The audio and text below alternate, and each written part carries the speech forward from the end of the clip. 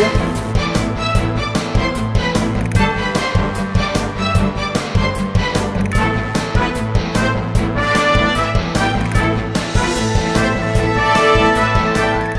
నమస్తే, welcome to విత్రి news. లక్ష్యం సమాజహితం. నేను మహేష్. ముందుగా వార్తలోని ముఖ్యాంశాలు. షాద్నగర్లో నైట్ షెల్టర్ శంకుస్థాపన చేసిన ఎమ్మెల్యే అంజయ్య.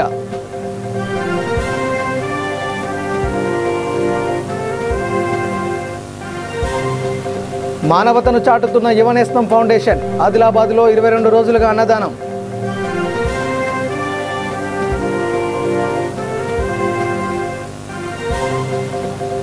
ట్విట్టర్ పోస్టుకు స్పందించిన మంత్రి కేటీఆర్. ఉప్పల్వాసి టీ డబ్బా ఏర్పాటు.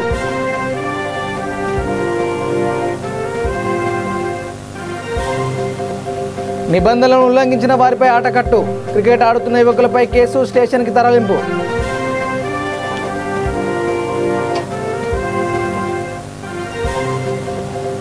ఆరోపణలను రుజువు చేస్తే రాజీనామా చేస్తారన్న బోధన్ ఎమ్మెల్యే. జర్నలిజంను మర్డర్ చేస్తున్నారనే ఆరోపణ.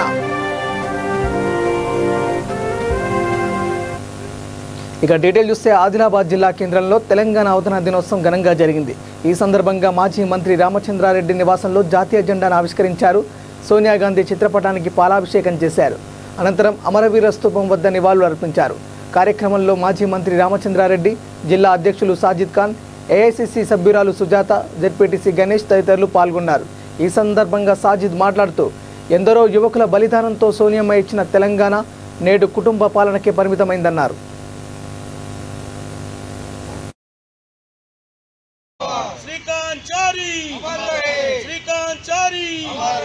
తెలంగాణ అమరవీరులు, తెలంగాణ అమరవీరులు,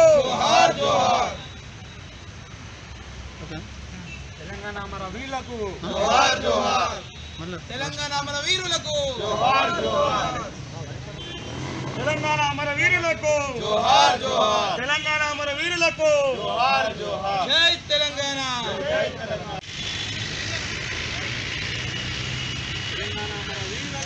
జోహార్ జోహార్ జోహార్ జై తెలంగాణ, జై తెలంగాణ. తెలంగాణ ఇచ్చిన సోనియా గాంధీ.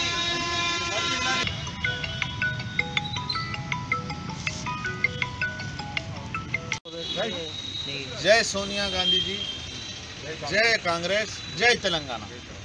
आज 1200 बच्चे उनके बलिदान के बाद जो तेलंगाना सोनिया जी दिए, उनका शुक्रिया अदा करते हैं. उस वक्त के MPs, MLAs, DCC presidents, municipal chairman, MLA सारे लोग मिलकर अधिकार में रहकर, रूलिंग गवर्नमेंट में रह के, रूलिंग गवर्नमेंट के वक्त जो सो टीआरएस पार्टी के साथ पूरे दूसरे पार्टियों के साथ मिलकर तेलंगाना देना पड़ता. मैडम कई बच्चे मर जा रहे बोलने के बाद सोनिया मैडम बोले एक तेलंगाना के लिए कई बच्चों का कुर्बानी देना जायज़ नहीं है बोल के तेलंगाना में कांग्रेस पार्टी का वजूद ख़त्म हो रहा और आंध्रा में एक भी वार्ड मेंबर भी नहीं जीतता बोल के मालूम रहने के बाद में भी इतनी बड़ी कुर्बानी पूरे वर्ल्ड के अंदर कोई पॉलिटिकल पार्टी नहीं दी होंगी जो सोनिया गांधी जी ने दी है.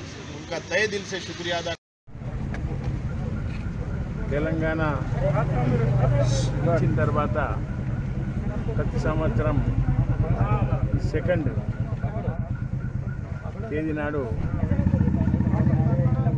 కాంగ్రెస్ పార్టీ తరఫున జెండా యొక్క ఆవిష్కరణ. ఒకసారి ఈ దేశంలో తెలంగాణ ఇచ్చిన తల్లి సోనియా గాంధీ గారి యొక్క నామం తీసుకొని వారికి జయజయకారు చెప్పడం, చేసే కార్యక్రమం అంతా చేస్తున్నారు. అందులో ఈనాడు అతి ముఖ్యమైన విషయం ఏంటంటే తెలంగాణ ఇచ్చిన కాంగ్రెస్ పార్టీ ఎన్నో సంవత్సరాలు 1900 స్వాతంత్రం రాకన్నా ముందటి నుంచి కూడా ప్రజలలో ఇక లాక్డౌన్ నేపథ్యంలో యువనేస్తం ఫౌండేషన్ విశిష్ట సేవలు అందిస్తుంది. ఆదిలాబాద్లో 22 రోజులుగా అభాగ్యులకు, కూలీలతో పాటు రిమ్స్లోని రోగుల సహాయకులకు అన్నదానం చేస్తుంది. అత్యవసర పరిస్థితుల్లో రక్తదానం కూడా చేసి అందరికీ అండగా నిలుస్తుంది.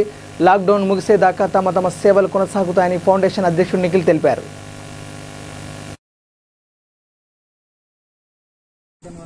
ఇబ్బంది పడుతున్న పేదవాళ్ళకి ఈరోజు రైల్వే స్టేషన్లో ఆఫ్టర్నూన్ 3 o'clock మళ్ళీ లెఫ్ట్ సైడ్ వికలాంగుల కాలనీలో ఫుడ్ డొనేషన్ చేయబడింది.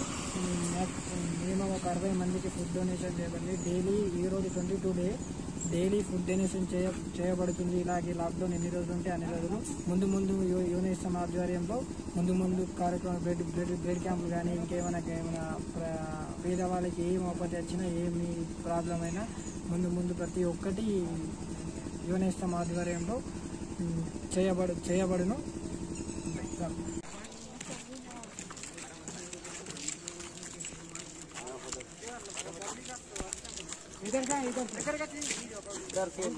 इधर से आना भैया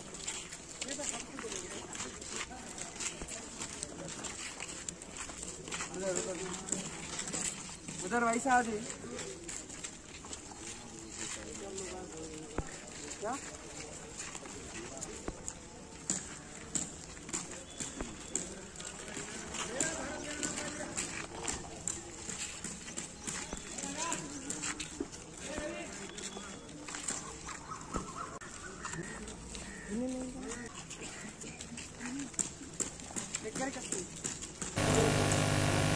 ఇక ట్విట్టర్ పోస్టుకు మంత్రి కేటీఆర్ స్పందించారు. ఉప్పల్ వాసి శివారెడ్డి ఎన్నో ఏళ్ల నుంచి తేనీరు అమ్ముకొని జీవిస్తున్నాడు. అయితే మెట్రో రైలు పనుల నేపథ్యంలో అతని టీ దుకాణాన్ని అధికారులు తొలగించారు. దీంతో జీవనోపాధి కాస్త పోయింది. ఈ నేపథ్యంలో ట్విట్టర్ వేదికగా శివారెడ్డి తాను పడుతున్న ఇబ్బందులను మంత్రి కేటీఆర్ దృష్టికి తీసుకుపోయాడు. ఇందుకు స్పందించిన కేటీఆర్ అధికారులతో మాట్లాడి స్థానిక టీఆర్ఎస్ అధ్యక్షుడు ప్రవీణ్ ద్వారా శివారెడ్డికి టీ బండి ఏర్పాటు చేయించారు. దీనిని ఉప్పల్ ఎమ్మెల్యే బేతి సుభాష్ రెడ్డి, కార్పొరేటర్ గీతా ప్రవీణ్ ముదిరాజ్ చేతుల మీదుగా శివారెడ్డికి అప్పగించారు. కార్యక్రమంలో Uppal deputy commissioner Aruna Kumari, EE Nagender, Srinivas, Balu, Keshav తదితరులు పాల్గొన్నారు. గౌరవనీయులైన మన ఎమ్మెల్యే గారి చేతుల మీదుగా శివారెడ్డి గారికి డీసీ గారి ఉప్పల్ డీసీ గారి ఆధ్వర్యంలో ఈరోజు ఆయనకి టీ స్టాల్ పెట్టించడం జరిగింది. మరి అతను కూడా చాలా సానుకూలంగా స్పందించారు, ప్రజలు స్పందించారు. చాలా సంతోషం. మరి ఈరోజు శివారెడ్డి అనే వ్యక్తి మరి ఉపాధి కోల్పోయినాను, నాకు జీవన ఉపాధి కష్టంగా ఉన్నదని చెప్పేసి మరి గౌరవనీయులు మరి మంత్రి కేటీఆర్ గారికి మరి ట్విట్టర్లో ఆయన నాకు చాయ్ డబ్బా కావాలన్నా, నా ఉపాధి కోల్పోయినాను, నాకు జీవనోపాధికి చాలా ఇబ్బంది జరుగుతూ ఉన్నది, పిల్లలతో ఇబ్బంది అవుతూ ఉన్నది, ఈ కరోనా సమయంలో ఎక్కడ పోయినా కానీ ఉద్యోగానికి చాలా కష్టంగా ఉంది అని చెప్పేసి ఆయన ట్విట్టర్ ద్వారా మరి కేటీఆర్ గారికి పెట్టిన మెసేజ్కి మరి కేటీఆర్ గారు ప్రతిస్పందిస్తూ ఇమీడియట్గా మరి జోనల్ కమిషనర్ గారి ద్వారా మరి మాకు ఇక్కడ ఉప్పల్లో ఉన్న లోకల్ మరి డీసీ గారి ద్వారా మాకు మెసేజ్ పెట్టడం జరిగింది. వారికి ఉపాధి కల్పించండి, చాలా ఇబ్బందుల్లో ఉన్నాడు శివారెడ్డి అని చెప్పడంతో ఇమీడియట్గా మరి ఎమ్మెల్యే బేతి సుభాష్ రెడ్డి గారికి మరి చెప్పడం జరిగింది.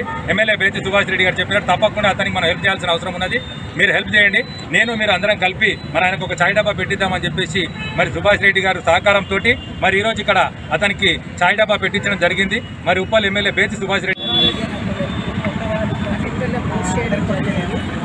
సో ఆయనకి కావాల్సిన ఐటమ్స్ అని మన గౌరవమైన గీతా ప్రవీణ్ గారు, వనర ప్రవీణ్ గారు మనకు సహాయం చేసినందుకు చాలా సంతోషం తెలియజేస్తున్నాను. గౌరవమైన ఎమ్మెల్యే సార్లో కూడా ఈరోజు ఇనాగ్రేషన్ చేయించి ఆయన కావాల్సిన టీ కొట్టు గురించి ఇక్కడ ఇనాగ్రేషన్ చేయగలిగింది. సో వాళ్ళందరికీ నేను థ్యాంక్స్ చెప్తూ మన ఆనరబుల్ మినిస్టర్ సార్ కూడా నేను రిక్వెస్ట్ చేసి వీళ్ళందరికీ అరేంజ్మెంట్ చేయించాను. సార్ థ్యాంక్స్ ఏంటంటే ఉప్పల్ చౌరస్తాలో నీటి కొట్టు ఇనాగ్రేషన్ చేసుకోవడం జరిగింది. కానీ ముఖ్యంగా కేటీఆర్ గారు ట్విట్టర్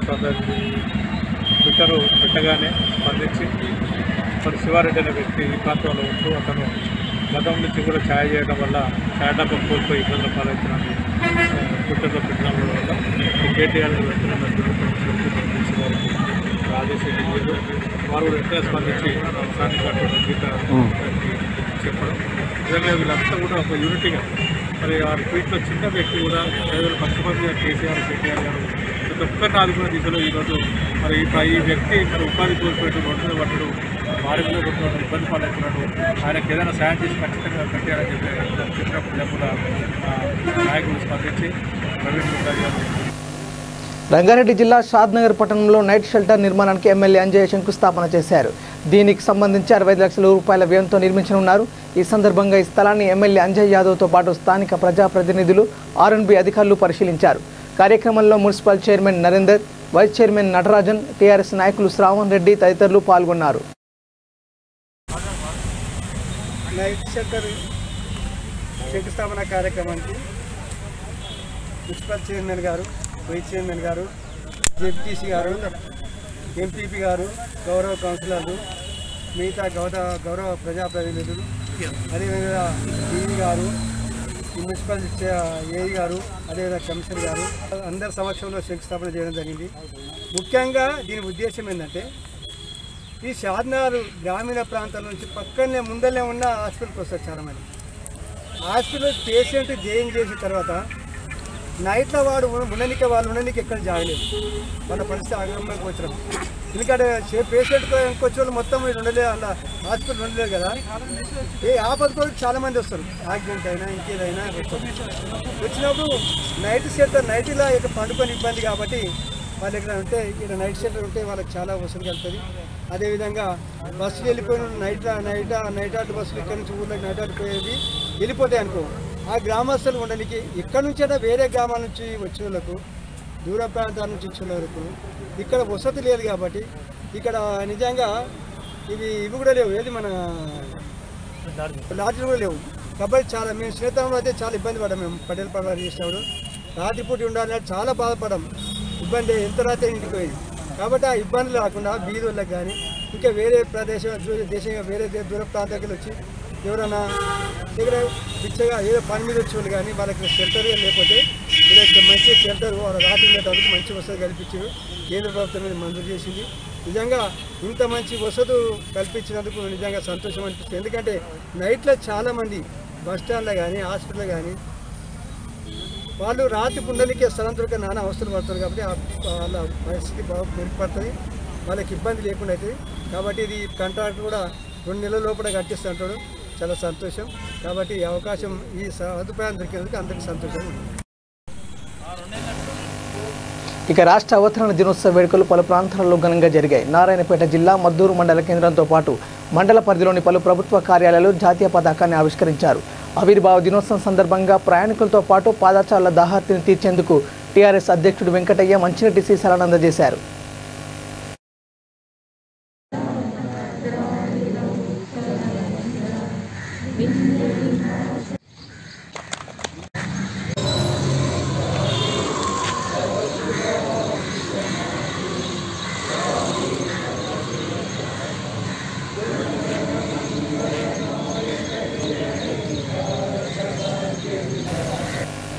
నారాయణపేట జిల్లా మర్కెల్ మండలంలో ఆవిర్భావ వేడుకలు ఘనంగా జరిగాయి. ఈ సందర్భంగా ఎంపీడీఓ కార్యాలయంలో జాతీయ జెండా ఎగరవేశారు. ఈ కార్యక్రమానికి ముఖ్య అతిథిగా ఎంపీపీ శ్రీకళ హాజరయ్యారు. ఈ సందర్భంగా వక్తలు మాట్లాడుతూ అమరవీరుల కుటుంబాలకు ప్రభుత్వం చేయూత ఇవ్వాలన్నారు. కార్యక్రమంలో ZP vice chairman Surekha, TRS నేతలు రాజవర్ధన్ రెడ్డి, రవికుమార్, మతిన్ తదితరులు పాల్గొన్నారు.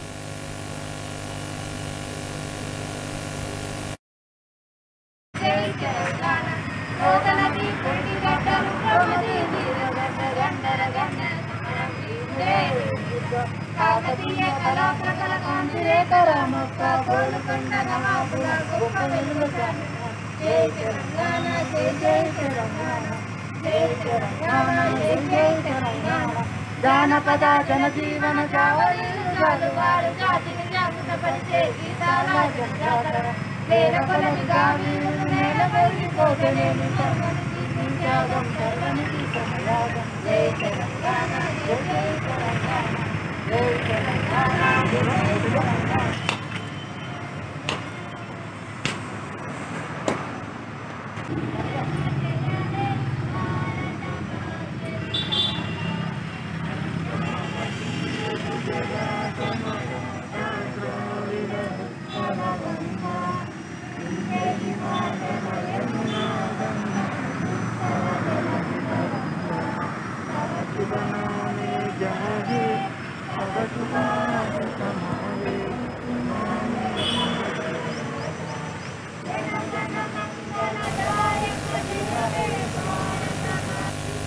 ఇక జమ్మికుంట మున్సిపల్ కార్యాలయంలో తెలంగాణ ఆవిర్భావ దినోత్సవం ఘనంగా జరిగింది. మున్సిపల్ చైర్మన్ రాజేశ్వరరావు జాతీయ జెండాను ఎగరవేశారు.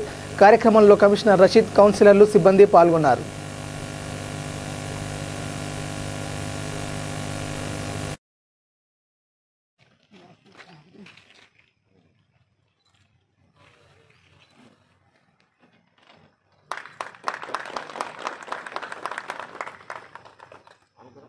జనగణమన అధినాయక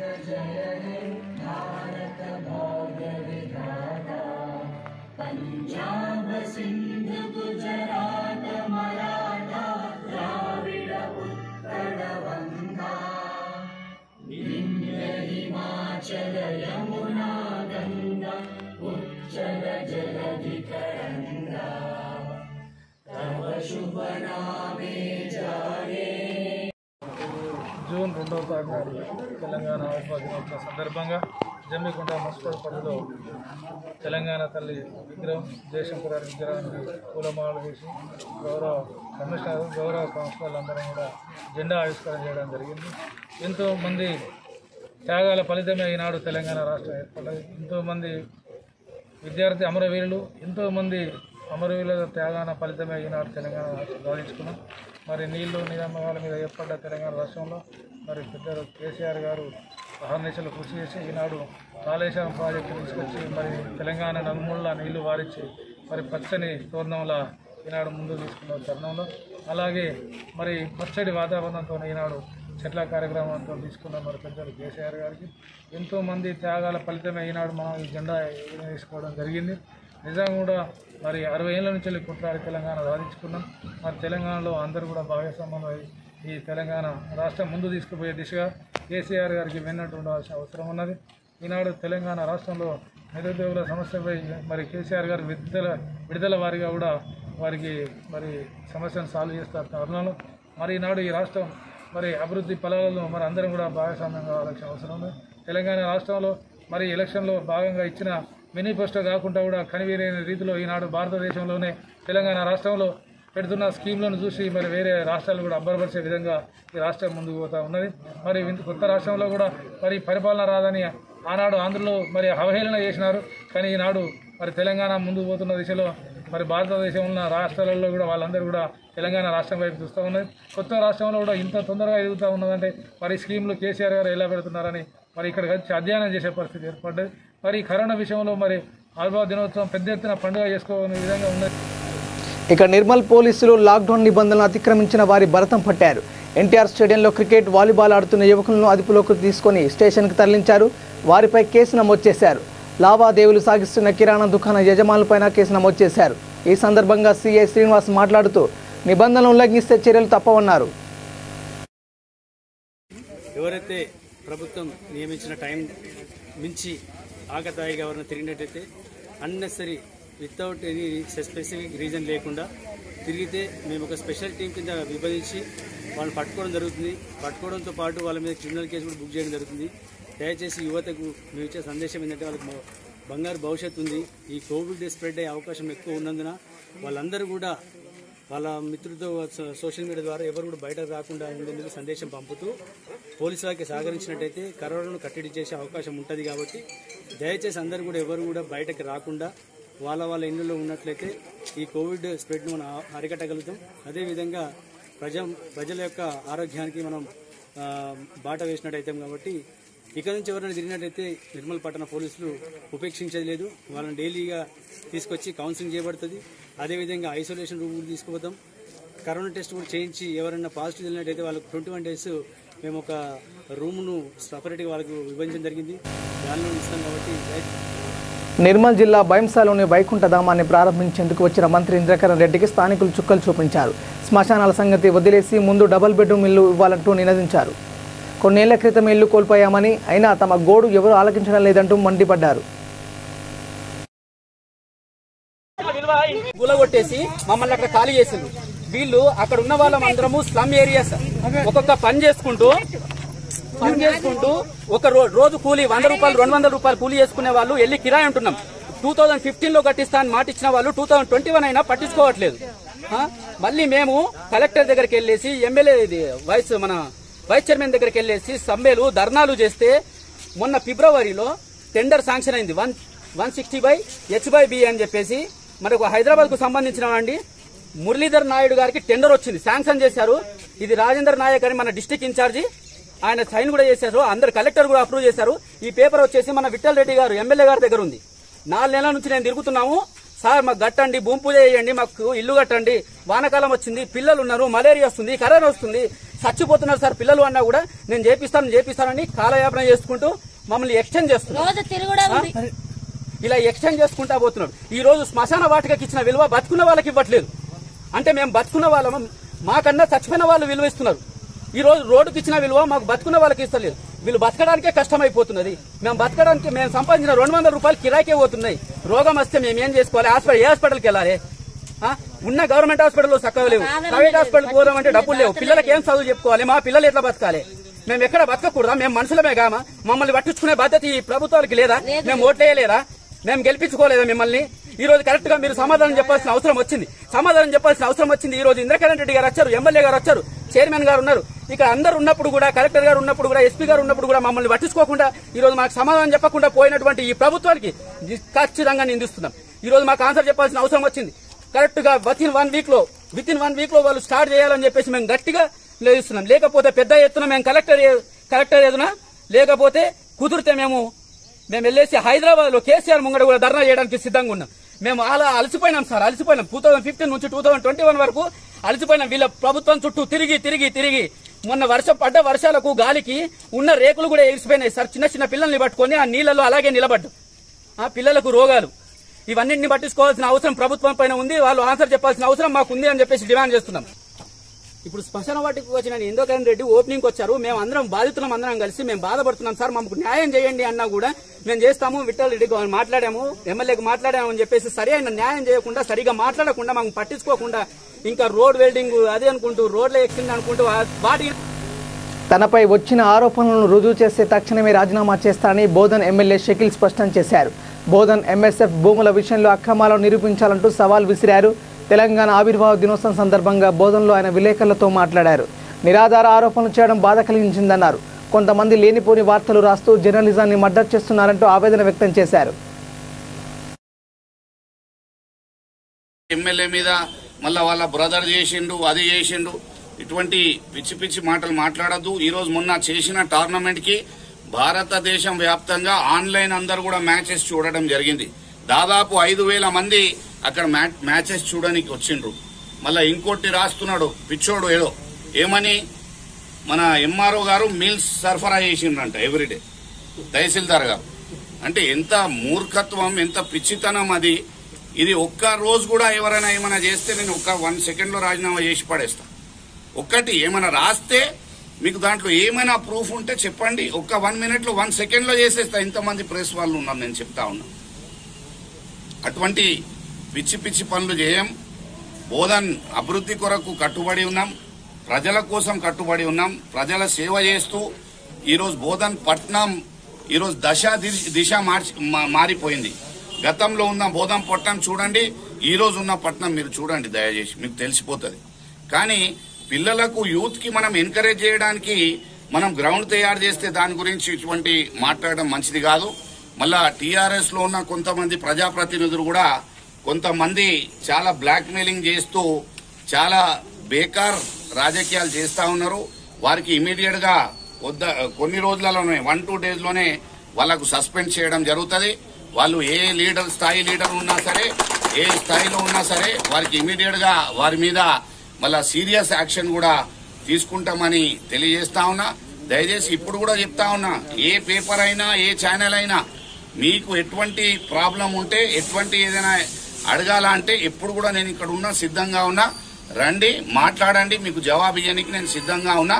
మీరు తెలుసుకోవాలా, ఏ ఎంక్వైరీ అయినా పెట్టుకోవాలా. కానీ ఇటువంటి ఫాల్తూ విమర్శలు, ఇట్లా కక్షాపూర్వకంగా గవర్నమెంట్ ని డ్యామేజ్ చేస్తూ, ఎమ్మెల్యేని ప్రత్యేకంగా ఒక మైనార్టీ ఎమ్మెల్యే ఉన్నాడు, ఏ విధంగా అయినా ఆయనను డ్యామేజ్ చేయాలా, ఏదైనా చేయాలా అని కక్షగట్టి ఈరోజు మళ్ళా కక్షపూర్వకంగా ఈరోజు రాస్తా ఉన్నారు. ఇవన్నీ కూడా మానుకోవాలని విజ్ఞప్తి చేస్తూ మళ్ళా అందరికీ కూడా తెలంగాణ ఫార్మేషన్ డే శుభాకాంక్షలు తెలియస్తూ నిజాం షుగర్ ఫ్యాక్టరీ గ్రౌండ్ కి ₹1 పెడుతున్నాం. మరింత కూడా ఎక్కువ పెట్టే అవకాశం ఉంటది.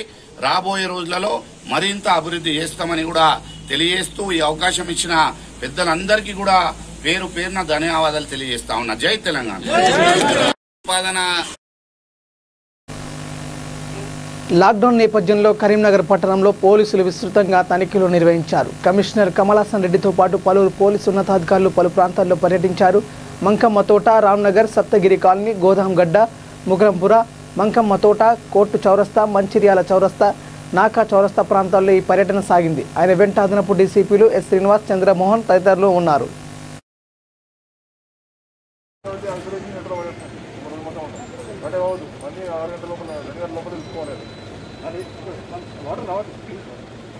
లోపల చూసుకోవాలి తర్వాత అనేది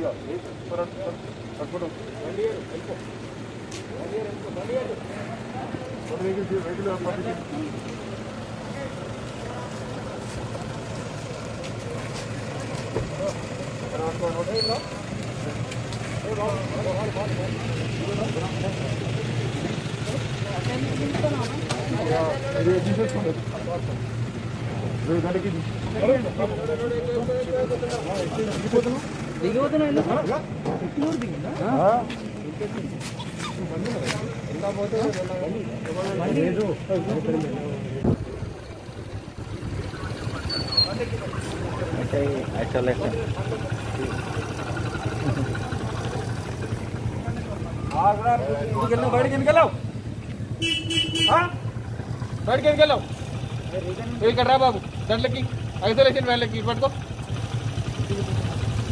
టాస్క్ ఫోర్స్ బండిలో ఉన్నది.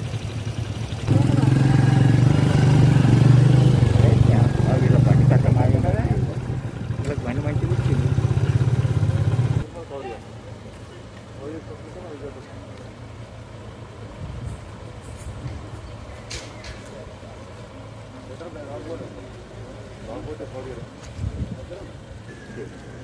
మీరు స్ప్రెడ్ అయ్యి అన్ని లేన్లోకి ఎంటర్ ఉంటుంది.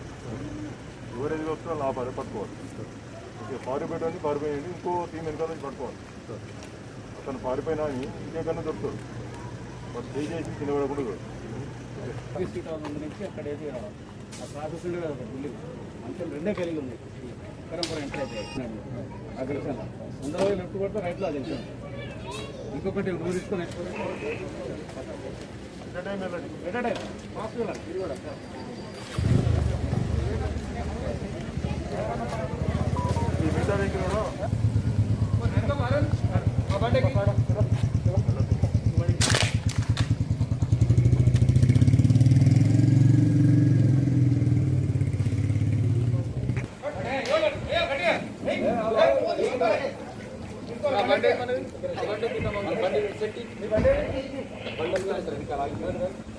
बाहर क्यों फिर नहीं कहाँ फिर हम अंदर आए क्या नहीं तो हाँ कौन दिख रहा बाहर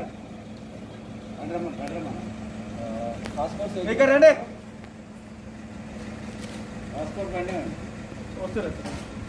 మన వెహికల్స్ ఆగిపోయారండి అది ఫోన్ చేసి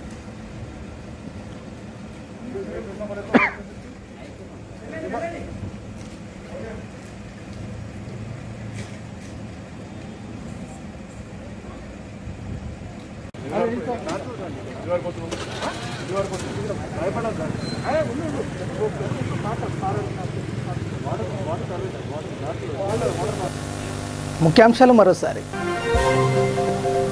షాద్నగర్లో నైట్ షెల్టర్ శంకుస్థాపన చేసిన ఎమ్మెల్యే అంజయ్య.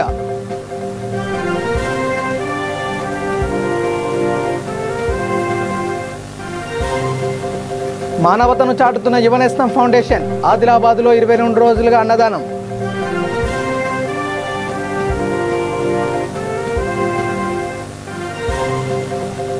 ట్విట్టర్ పోస్టుకు స్పందించిన మంత్రి కేటీఆర్. ఉప్పల్వాసి టీ డబ్బా ఏర్పాటు.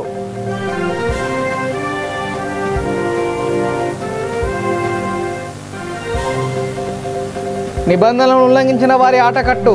క్రికెట్ ఆడుతున్న యువకులపై కేసు, స్టేషన్కు తరలింపు.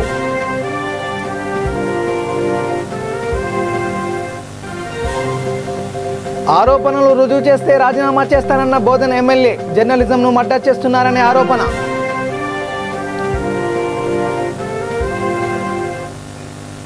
ఇవి bulletin updates. Keep watching V3 news. లక్ష్యం సమాజం.